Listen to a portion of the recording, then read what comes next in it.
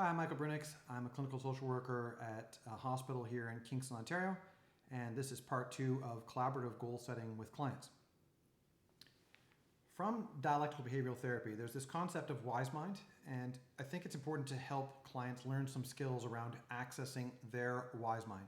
Wise mind is a place inside, it's a place of knowing where we know for ourselves whether something is good for us or not.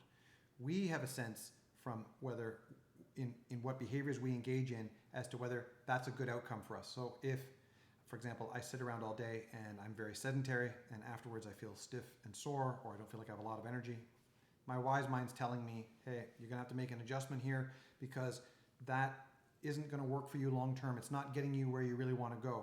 I might be doing it for various reasons. I might be trying to guard myself against certain feelings or guard myself against disappointment. So if I'm overspending, I'm underspending, over-exercising, under-exercising, whatever's going on inside, our wise mind, I believe, knows, this place of knowing knows whether something is healthy, sustainable, good for us or not. We know whether we're at a place of employment that's good for us. We know whether we're in a healthy or toxic relationship. We know about our connections to our children and our family. Wise mind inside, there's a few skills to work with here. One is just being able to hear it. Like, this isn't working, you're gonna have to make some adjustments, right? So if I'm sedentary, then I'm gonna need to make some adjustments in order to get more active, do some stretching, what is getting in the way. But my wise mind's telling me from how my body feels, this isn't working for me. Similarly, if I'm spending time with people and I'm always feeling tense all the time around certain people, maybe I'm afraid of being judged by them, I have social anxiety, I'm feeling some kind of guilt and shame, then wise mind's right there letting me know when I experience these emotions, experience these sensations, that something's happening internally for me. It's worth exploring. So this place of knowing, like if I eat an entire bag of chocolate decadent chip cookies from Loblaws and I don't feel well afterwards, wise mind's giving me immediate feedback. You're getting feedback with your emotions, your thoughts, and your physical sensations. Similarly, if I am eating a salad and I'm out in the sun and I'm taking a walk and afterwards I feel better, then whether I'm feeling worse or better, wise mind inside knows that's good for you or no, it's not good for you. So first thing is helping, I believe when we're working with clients around goals, one is helping them access their own wise mind. Is this good for you? Yes or no? You have to experiment, figure it out for yourself, okay? Second thing is you can hear wise mind, but can you do what it says? Wise mind, you indulge, you go out for drinks, and afterwards you feel terrible or you have a hangover the next day. Wise mind's giving you some feedback. Don't drink so much. Don't do that so often. Don't order heavy meal with that night out together. So with wise mind is, can you hear it? Can you hear it and can you do it? And then the third skill with wise mind is, can you do it consistently? Can you go to the gym consistently? Can you save money every month? Can you spend your time in a way where you're feeling better about yourself? Or is it that you're doing some things well, but there's other things bringing down your self-esteem, bringing down your energy levels, making you feel bad about yourself? You're engaging in self-destructive behaviors. For a lot of people who come to us for help, therapists, clinicians, workers, you're experiencing people with mental illness and they're engaging in self-destructive behaviors. They don't know why, don't know the mechanics of it. So accessing wise mind, teaching them to listen to themselves and figure out whether something is right for them or not, I think is an extremely important part of collaborative goal setting. So I just want to emphasize that that's the position I take when I'm working with people when they're thinking about changing their goals and changing their identity and changing their approach to whatever it is that they're stuck on.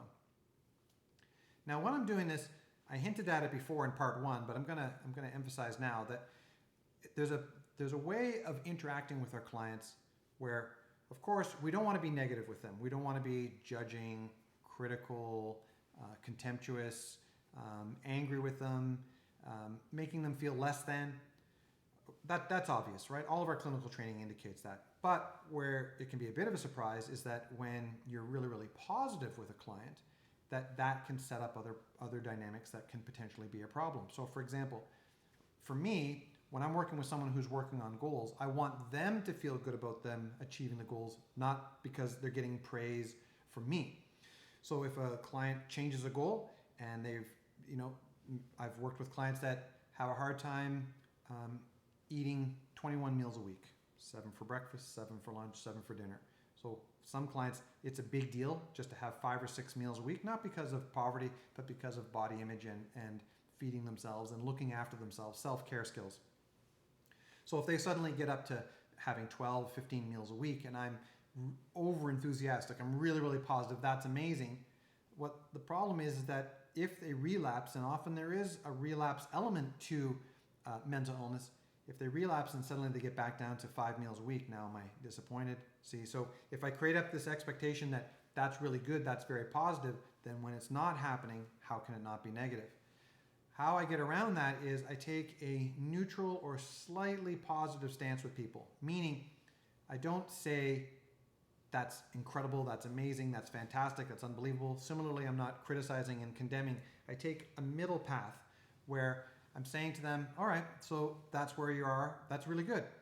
Okay, so what else are you working on? I'm paying attention to my facial expression, my vocal tones, how much I'm giving to them in terms of praise or positive energy, so that I'm not creating a dynamic where if I'm really, really positive and then they relapse, that now they feel like they're disappointing me, letting me down. I've had dozens of conversations like this. They're really afraid of me judging them, that if there's some slip or they don't do it on a particular week, that I'm going to be on their case. It's just not the best position to take. I think just letting them struggle again with the part of them that wants to change and the part that doesn't, and we know that they're in transit, they're moving around back and forth, and letting them work with that rather than making it about whether I approve or disapprove of what they're doing or not doing. I think it's really important to just keep it to them and let them figure it out and let them struggle with it, and also let them feel proud of themselves when they achieve something that matters to them. I think it has to be intrinsically motivated, not extrinsically. So while I'm doing all of that, I think it's important to say that being warm and direct is very, it's a central point. It's not just what you say, it's how you say it. And being warm, I think there's sort of, when I'm working with other clinicians, what I notice is that a lot of clinicians are very good at being supportive and they're good at being warm, but then they have a hard time challenging. So what I'm often doing is I'm being warm and direct at the same time. So let's say I've got a client coming in and they're continually late. So group starts or the session starts and they come in 5 or 10 minutes late. The warmth is, hey, did something happen today? Did anything get in the way? Oh yeah, bus was late. Okay, but the direct part can come from, all right, so how do you want to problem solve this? Do you want to take the one bus beforehand because you're saying that the bus this time got in the way? You've mentioned it a couple other times in other sessions. Maybe it's worth thinking about just taking one bus beforehand so that you get here on time, rather than the one that you take and sometimes it's consistent, sometimes it isn't. See, I'm being warm and supportive, I'm engaging, I'm pulling out their story, I'm hearing what's going on for them, but I'm also challenging at the same time. Another example might be, I've had this many times when I'm running groups, that some people don't feel comfortable reading as we go around. We're looking at handouts and they don't feel comfortable. So they'll say, yeah, I don't want to read. And I might say something like, well, everyone else is reading, so what's happening for you? Is there something we need to speak about privately? And they're like, no, it's not like I have a learning disability or anything. I just have social anxiety. And I'm like, well, why don't you give this first part of this paragraph a try? Why don't you try the first 2 sentences and then we'll see. So there's the warmth. I'm hearing where they're at. And if they're saying, today's really, it was just really hard to get here today, I'll say something like, okay, well, I can see today is really difficult for you, but next week, let's start again. So that I'm setting up the expectation in the room that just because someone's having a hard time, it doesn't mean that they don't participate. Similarly with a goals group or working individually with someone, I'm using that warm and direct. There's many, many examples of where I'm challenging and being supportive at the same time. I'm often doing it in the same sentence or within a couple of sentences of each other. And that keeps them accountable, but it also keeps them feeling validated and supported and feeling connected to me. I'm building up the therapeutic alliance and the therapeutic rapport. But if you, as you know, if you just continually support a client and you don't challenge, then it leads to other problems. So I consider sort of the down the road effect if I don't engage in a warm and direct style.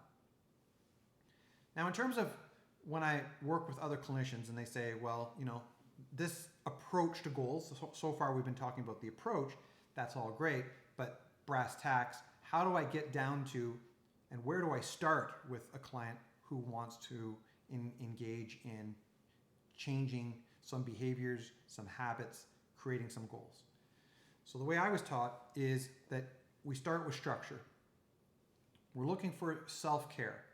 So self-care comes down to, like, are you sleeping well, exercising well, how's your diet, are you keeping up with the errands that you have to run every week, are you looking after your house and keeping on top of your laundry and your cleaning and such. So a lot of times when people have issues with intense anger, intense sadness, intense loneliness, intense guilt, is their emotions start running their life. And when that happens, the structure starts to fall apart. I'm sure you've had this where sometimes you don't feel like going for a workout, you don't feel like meditating, you don't feel like calling up a friend if you're feeling sad or blue. It's okay. But when we're thinking about really making significant change with people, the place I start is with self-care. Self-care has some advantages. One, it's very practical. It's really, I've had many conversations about brushing your teeth, getting in the shower, completing your tasks around the house, doing your laundry. So what happens there is you start getting immediate small wins. I think that's really important, is that the person starts seeing small successes for them right away. I encourage people to start with self-care. Often there's feelings of neglect or feeling like you're not worth it, you're not good enough, that can be underpinning when someone's not willing to engage in self-care. So it's not just about changing the behavior, but changing self-care behavior immediately changes how they feel about themselves, and then it also helps them explore why can't you stay consistent with it, or what's getting in the way this week, or what are the other factors that are going on here. So self-care is sort of the foundation. I want to make sure that that's staying in place for a couple of reasons. One is that if we're doing deeper work and the self-care starts to fall apart, what I do is I pull back from doing deeper emotional work and I stick with the self-care. So the self-care is kind of like a metric. It's like a benchmark. I want to see how that's progressing, where it's getting stuck, what are the dynamics with that, and can they stay consistent with it. So you'll often get a lot of resistance around it, because self-care, as you know, if you're not used to cooking for yourself, you don't know where to start with your exercise, or there's things that people feel about themselves. There's a story they've been telling themselves a long time, like I said earlier about the person who's just a smoker, or I'm an athlete or I'm not an athlete. My brothers and sisters, they're the artist. I couldn't possibly take up the guitar or start painting. What happens there is we start to, again, we're chipping away at their identity when we start looking at self-care. Where is it going well? Where are you struggling? I've had numerous conversations with people who won't go to sleep at night. They leave it till too late. They go to bed at 12, 1 a.m. Why? Their kids don't go down until 8, and they feel like the time between 8 and midnight is my time. So they don't want to go to bed at 10 o'clock and feel refreshed the next day, because it takes away from my time, the time that they get to spend by themselves. So we have to think about the self-care there is do you want to go through your days and your weeks being exhausted all the time because you're going to bed too late and you got to get up early for your young children anyway? There's some difficult conversations that we have to have around self-care. I think it's important to have them. Examine what's going on underneath, using it as a benchmark to see, as we do other goals, can they maintain that or not? So it's not just, when I'm working with someone, it's not just about creating new goals every week. I want to see goals that engage in self-care, and I want to see consistency, and I want to have maintenance goals in terms of, can they keep that up, and how long can they keep it up? What feelings, what events, what people are getting in the way? You'll know from your own experience, when you start making changes, maybe other people around you aren't entirely supportive of those changes. They kind of like the way things are. Sometimes it's not coming from inside. There's external pressures, and that can affect self-care as well. Once you kind of get self-care as an area that gets cleaned up, that they start seeing some results and they're noticing some changes, the next thing I want to look at with people is creativity and learning. Again, using that goal sheet, that one-page snapshot of morning, afternoon, and evening, and Monday through Sunday, that leaves 21 boxes. Once you got the structure down, that helps with emotion regulation. It helps with being consistent with your self-attachment. I think attachment underneath all of this is a key component. I'm going to dive into that in other videos. But for now, what I want to say is, let's say self-care, more or less, there's a checkbox and it's working well. If they're able to maintain that over a period of time, the thing I start to move into is creativity and learning. So what are your hobbies? What are your interests? What are things you want to learn about? What are you curious about? And if they don't know, then you start putting in blocks of time, like Wednesday afternoons between 1 and 3. I'm going to go on to Instagram or Pinterest. I'm going to start looking at how people are doing crafts or how people are shooting photography. So if they don't know how to do what they're interested in, or they're interested in exploring different things, then you just put a block of time to learn about the hobby or the skill that they want. If someone says, well, you know what, I do want to go back to school, I want to upgrade my skills and get a better job, okay, where would you start? I have no idea where to start. Okay, so with that, blocks of time, how many hours a week are you willing to commit to looking up on different colleges or universities, different programs, contacting different offices, and you help them break it down where they are learning specific things they need to do, but they're given blocks of time to do it. I think that people don't block out time for creativity and learning. I would really emphasize that it's not just about getting people stable, which certainly self-care does, is we also have to make their life interesting, and it's interesting for them. They're driving it around what their hobbies are, what their interests are. So what can they do that's affordable, or what is convenient, or which season is it? So here in Kingston, we have a sports and social club, so they can join that for a low cost, or they can get access to different journals or audiobooks or magazines or newspapers through the local library. Sometimes it's just making them aware of different resources, but also it's about seeing how they can be creative and where they want to learn and where they want to grow. I think goals are tied into growth. Habits have this sense of kind of like maintaining, but for me, goals, it's like you want to improve your life or make it better. So often the conversation I'm having as a preamble with people around goals is, the reason we're here, the reason we're in this room working together is I want to help you improve the quality of your life. So self-care goals are definitely going to do that. Creativity and learning is going to do that. And so if they're saying, you know what, I don't have the money, I got a family to look after, I can't possibly change my job, I don't really like the job that I'm doing.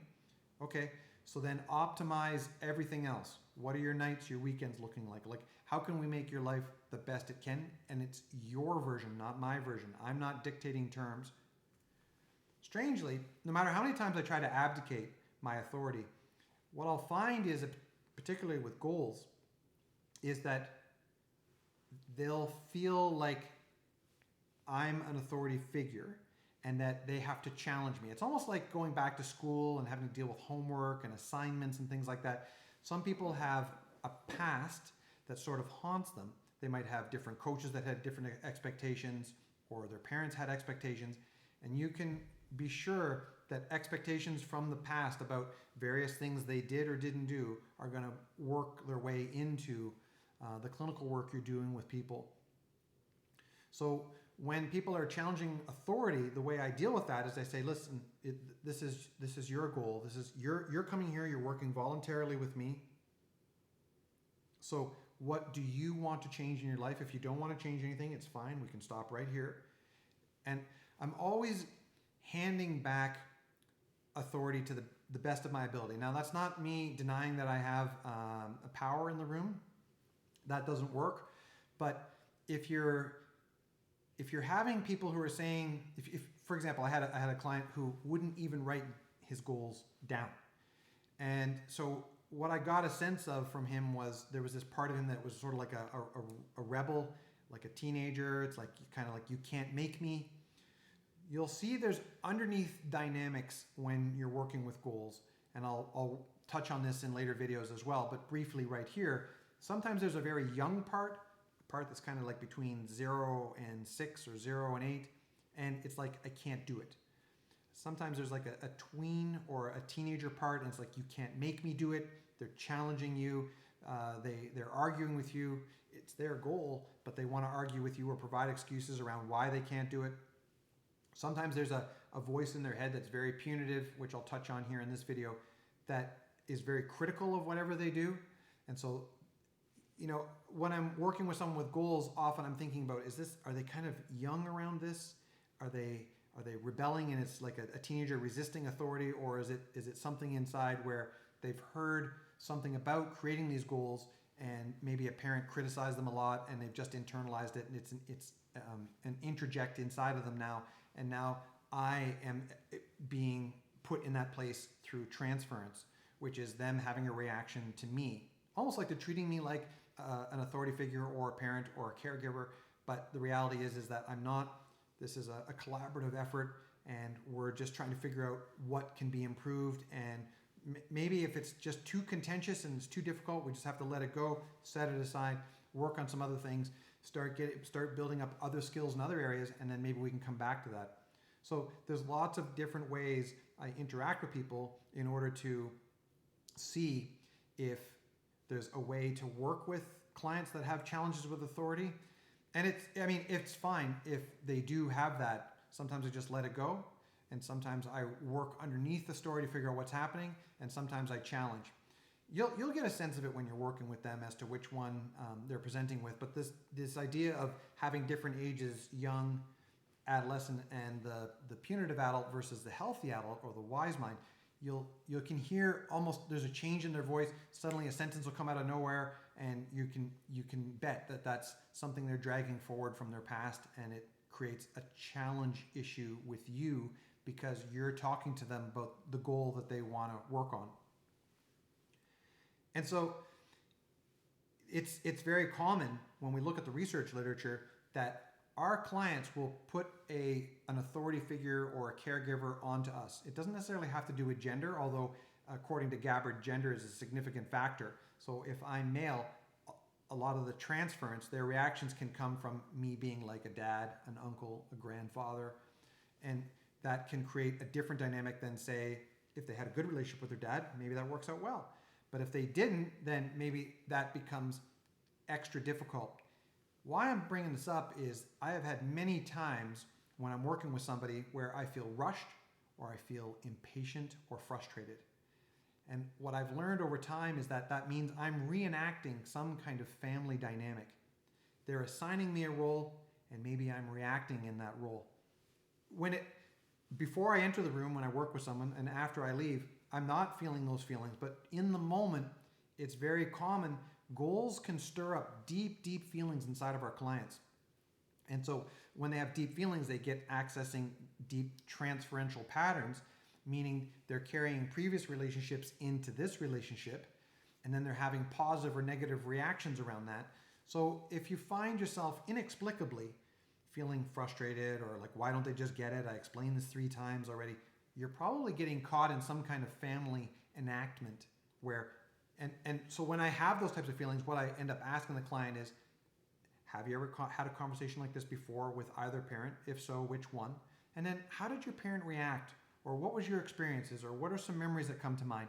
And the reason I do that is to try to diffuse a situation where I think what I'm doing is I'm picking up on their frustration or their irritation, and it's part of the transference and countertransference dynamic that I'm gonna get to in other training videos. But I wanna mention that if you're feeling certain emotions, intense sadness, maybe you feel like you're not doing enough, you've gotta work harder as they're talking about their goals, often that's a reenactment of something that's happening in their family or in their past when they tried to address this. So family dynamics are really important in that sometimes, as I said earlier, if the client's sibling was the jock, or they were the athlete, or they were the scholar, it can sometimes feel like I don't have a choice. Like, that's not who I was, and I can't be that person now. Like, I wasn't that person then, and I can't be that person now. And so family dynamics can really affect how people shape goals, which ones they go after, what they think is a successful strategy. So oftentimes when I'm hearing someone say someone's struggling with weight, okay, how did that go in your family? Did anyone have those kinds of issues? Yeah, my mom did. Okay, how did she deal with it? Well, she didn't deal with it well. All right. So sometimes what happens is their mother's statements around weight stick inside of them, and then that becomes an issue for them. Either they're under or overweight according to whatever their parents were. So I pay attention to, what were your siblings like? What were your parents like? Was there anyone in your past in particular that really influenced you about this goal? So if a client, say, wants to join a social sports group and say they want to get into dodgeball or playing soccer or something, is there any family story around that? Oh yeah, okay. So what was your experience then, and what do you actually want to achieve now? Like, do you want to just go out onto the field and have some fun, or is this kind of competitive, and where's that coming from? And you see how you can unpack all of this from looking at family dynamics. Sometimes goals have a family story behind them, and then it's important to explore that, because that's why they get entrenched in one of those patterns where I do want to be like this, or I don't want to be like this. So transference is a very common phenomenon. It certainly comes up when a client's thinking about changing some aspect of themselves. And it simply means they're either having a positive or negative reaction to you in that moment about something you're talking about. Now, they've done research that shows that, if you have a gesture of, say, tapping your pen, or you tug on your ear, it's unconscious, it's involuntary, and it reminds the client of a figure from their past where they tapped their pen or tugged on their ear or stroked their hair in a certain way.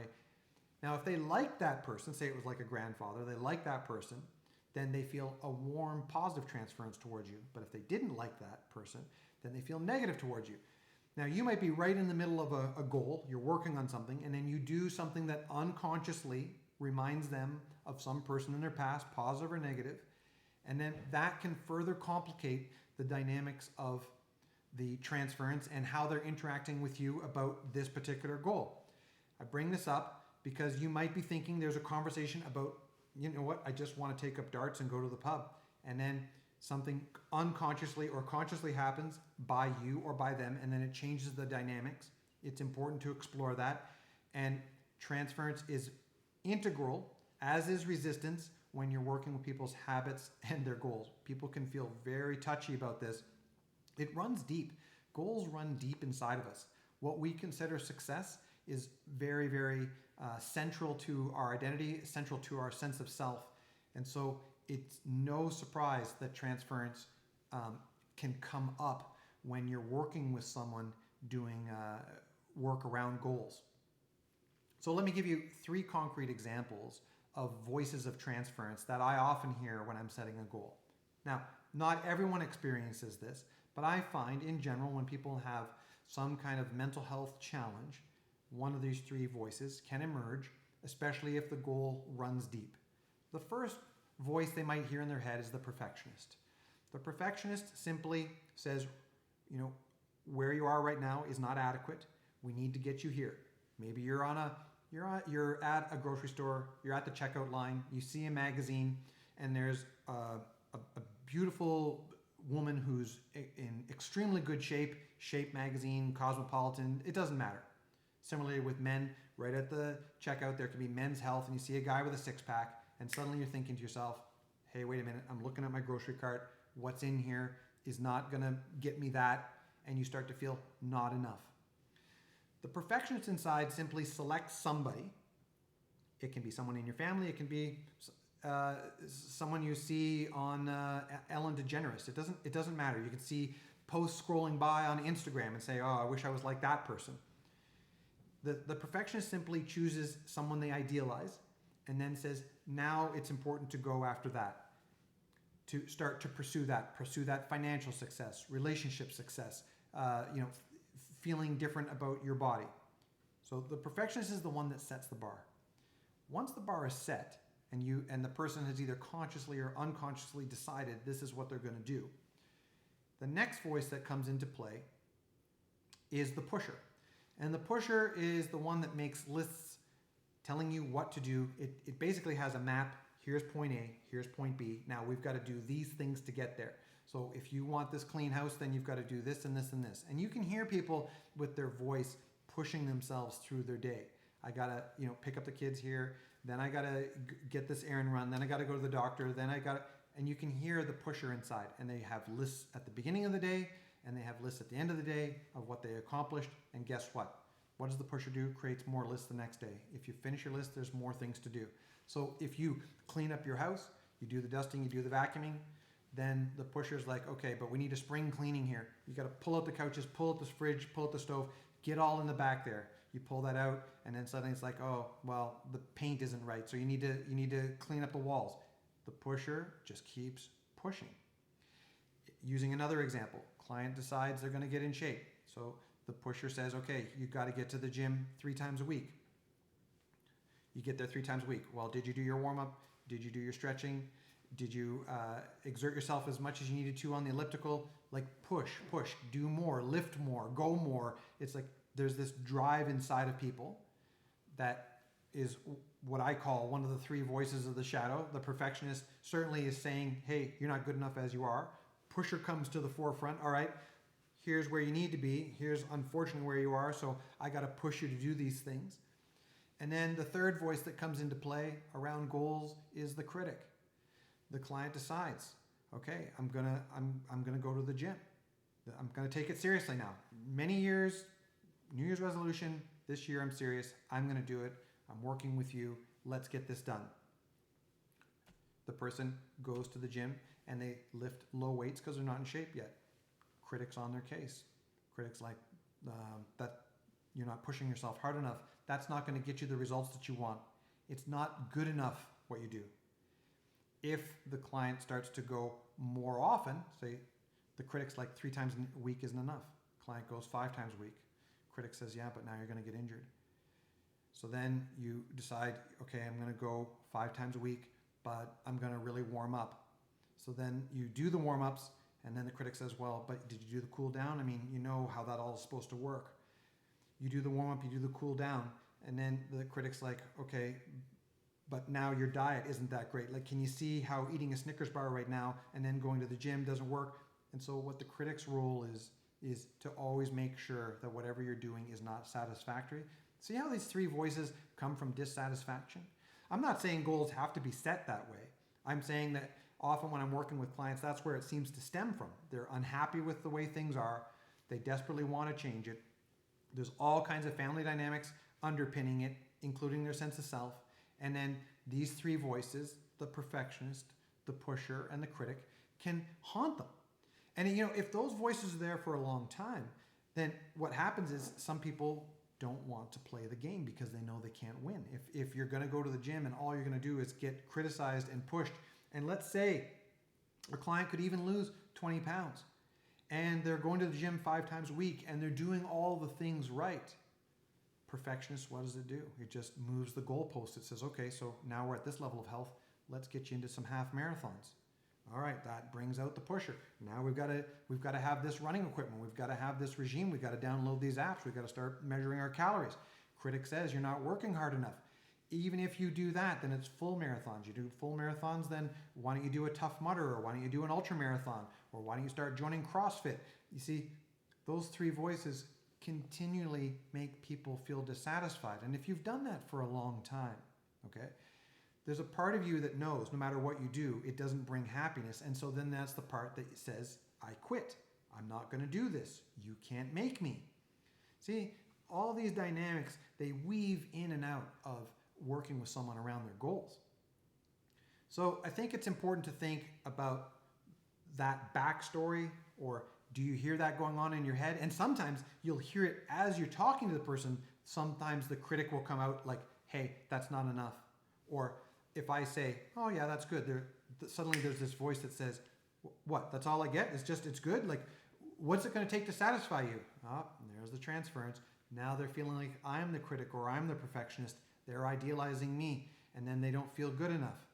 So this stuff is very common. It happens all the time in goals, and I just want you to be aware of those deeper dynamics that can occur when you're trying to help someone make some type of positive change as determined by them, not us.